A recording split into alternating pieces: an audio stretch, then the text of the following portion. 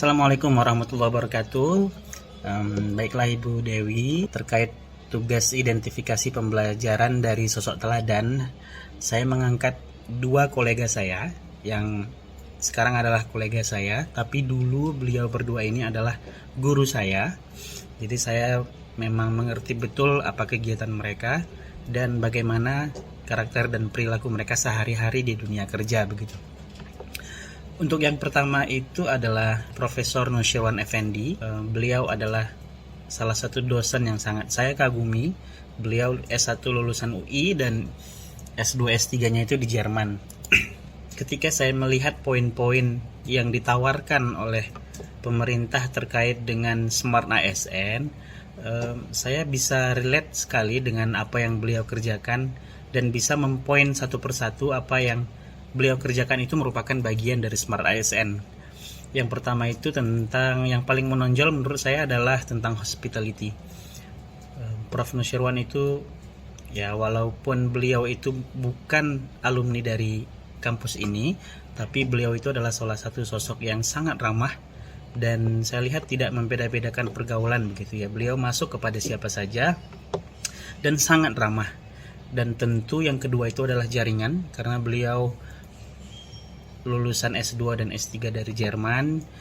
Beliau itu biasanya setiap 2 tahun sekali itu pergi kembali ke Jerman, biasanya untuk jalan-jalan dan mengunjungi teman-temannya di sana.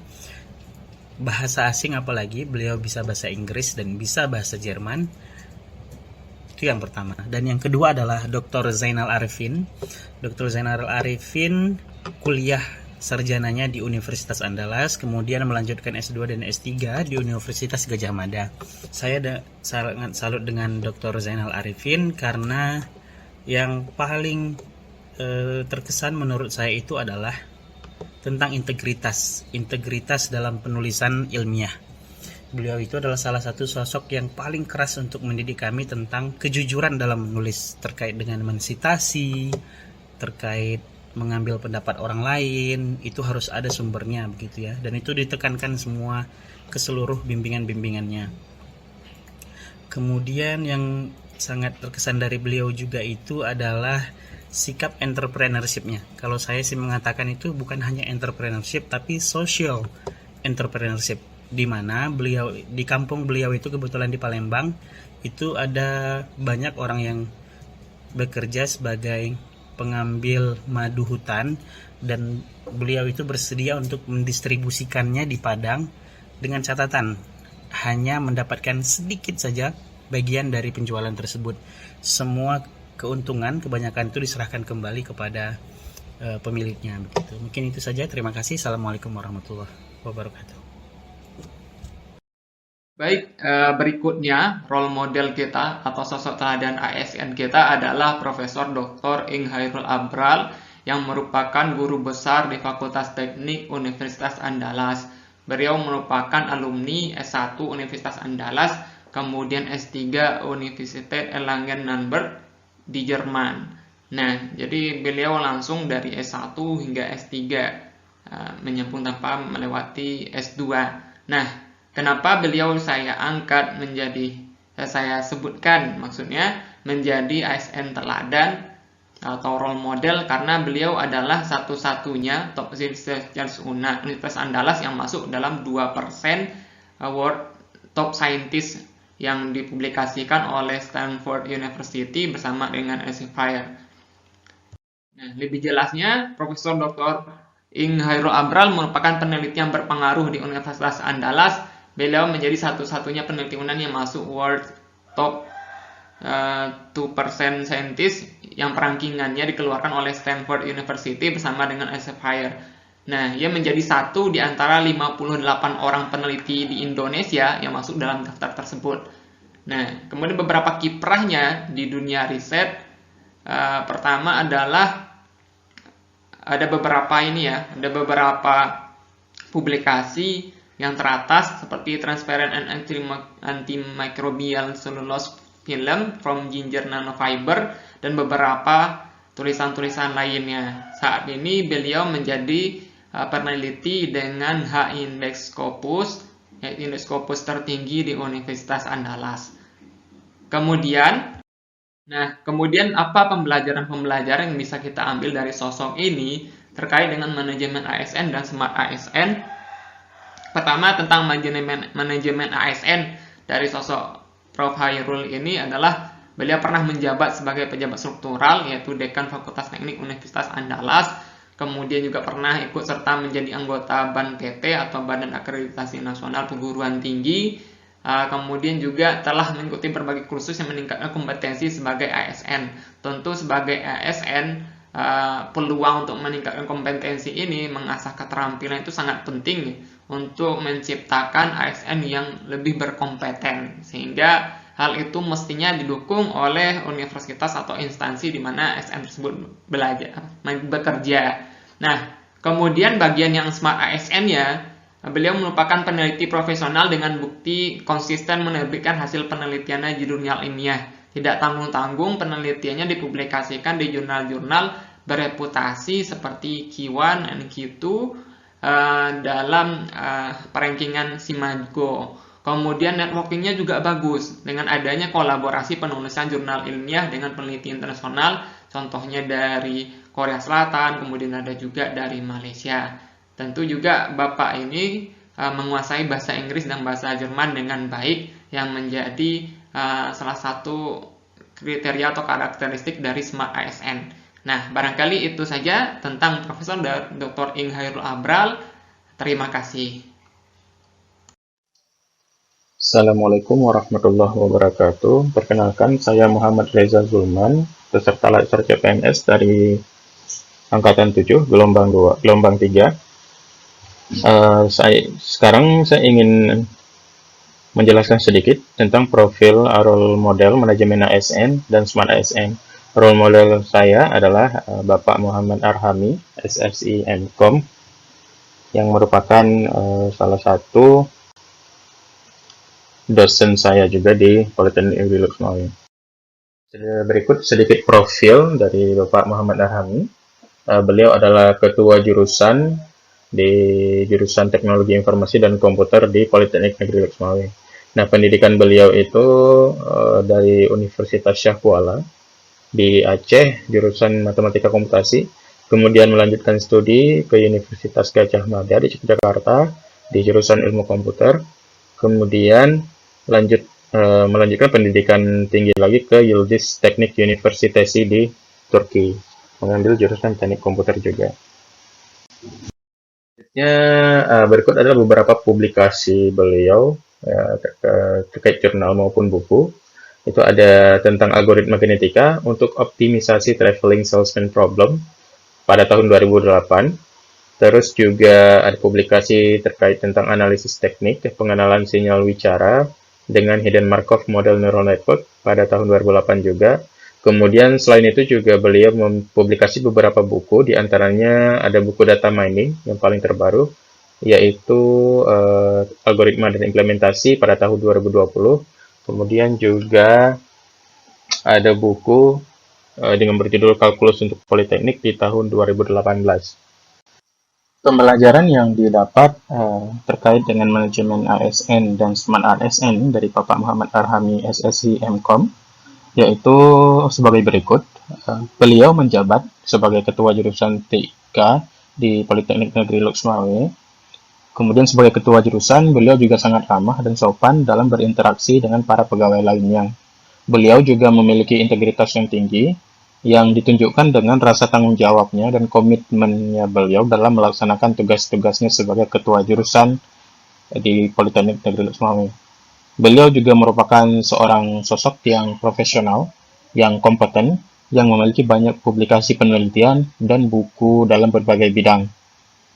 Beliau juga aktif dalam menulis opini di media cetak atau koran untuk membantu masyarakat dalam memahami dunia digital. Beliau juga mampu berbahasa asing, yaitu bahasa Inggris.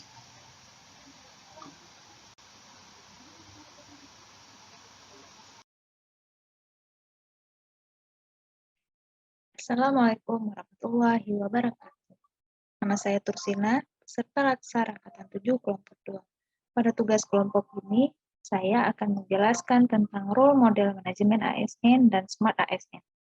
ASN Yang menjadi role model yang saya pilih adalah dosen pembimbing S2 saya, yaitu Profesor Dr. Eng Syamsidik, SPNSC. Sedikit profil tentang beliau.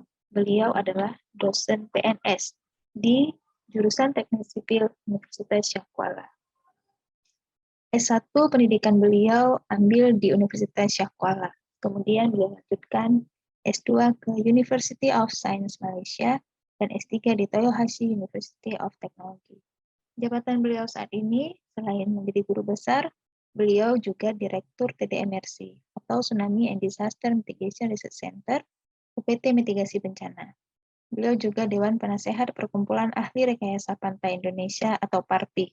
Beberapa penghargaan beliau peroleh, yaitu sebagai dosen berprestasi Fakultas Teknik Universitas Syah Kuala, sebagai peneliti pemodelan dan rekayasa tsunami yang penghargaan ini diberikan oleh Badan Nasional Penanggulangan Bencana, juga penghargaan sebagai reviewer pada International Journal of Disaster Risk Science, Q1 Springer United Kingdom. Ada beberapa capaian akademik beliau.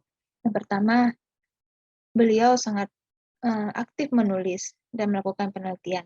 Fokus penelitiannya adalah rekayasa pantai, pemodelan numerik untuk wilayah pesisir, pemodelan tsunami, dan kesiapsiagaan bencana. Sejak tahun 2010 hingga 2022, beliau sangat aktif melakukan publikasi ilmiah pada jurnal internasional bereputasi dan memiliki H-Index 11. Beliau juga menulis beberapa buku, sering mengikuti workshop dalam dan luar negeri, menjadi narasumber seminar penulisan karya ilmiah.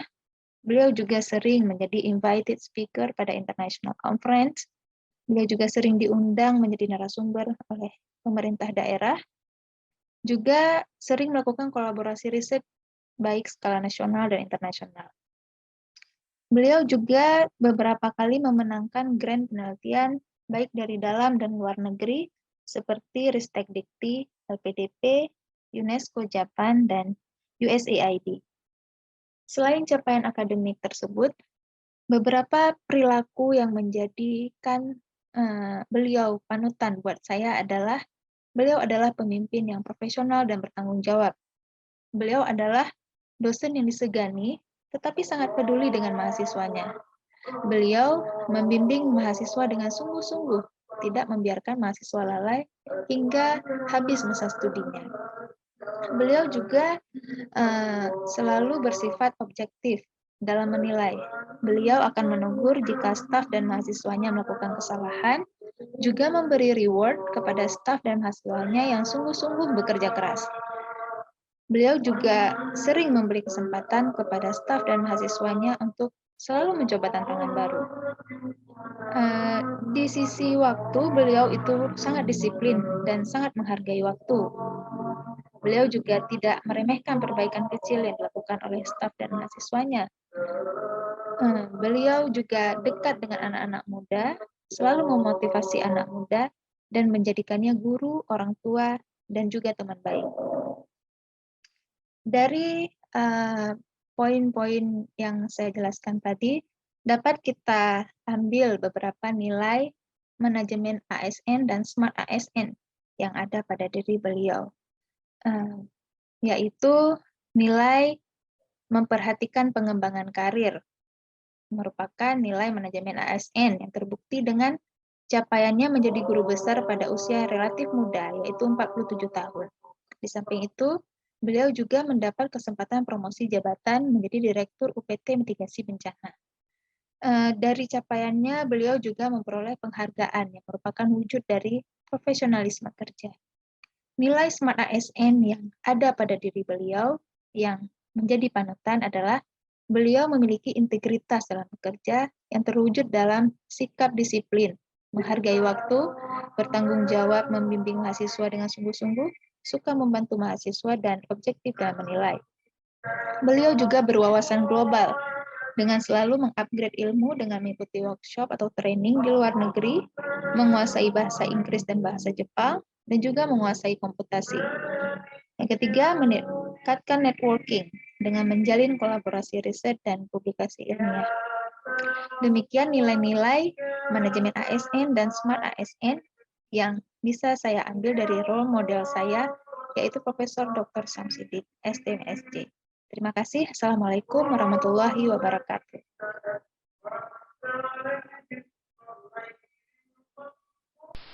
Baik, selanjutnya adalah role model kita, yaitu Bapak Aryo Pamoragung, STMT. Beliau adalah Kepala Bagian Perencanaan dan Program Ditjen SDPPI Kementerian Komunikasi dan Informasi atau Kominfo. Bapak Aryo Pamoragung lahir di Bandung pada tanggal 14 Juni 1981. Beliau menempuh pendidikan S1 pada Teknik Elektro Universitas Indonesia, kemudian dilanjut S2 pada Teknik Industri Institut Teknologi Bandung. Kemudian berikutnya adalah karir, di mana beliau memulai karir sebagai teknisi Balai Uji Perangkat Telekomunikasi Ditjen Postel Departemen Komunikasi dan Informasi atau Kominfo.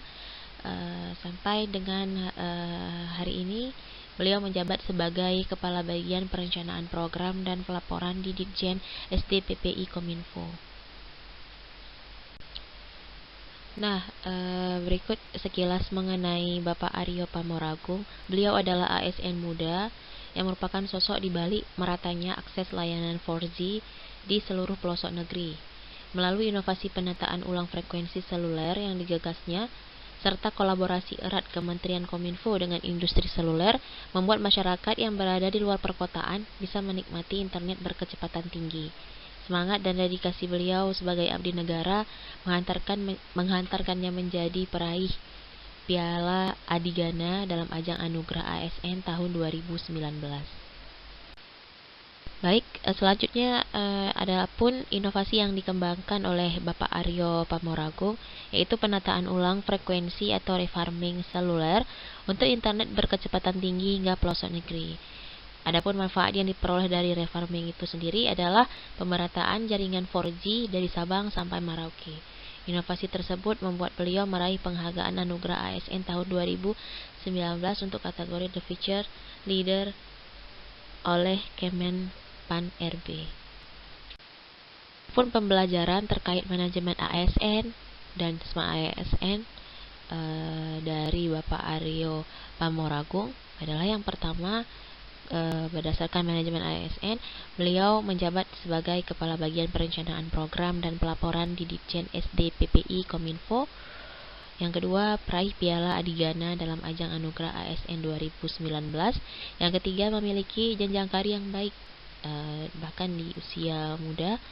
Selanjutnya, dari segi Smart ASN, yang pertama sangat inspiratif dengan program pemerataan jaringan 4G di seluruh Indonesia. Yang kedua, beliau merupakan sosok pemimpin yang loyal dan menyenangkan. Yang ketiga, sosok the future leader yang bisa dibilang paket komplit, mampu menangani krisis dan mau turun langsung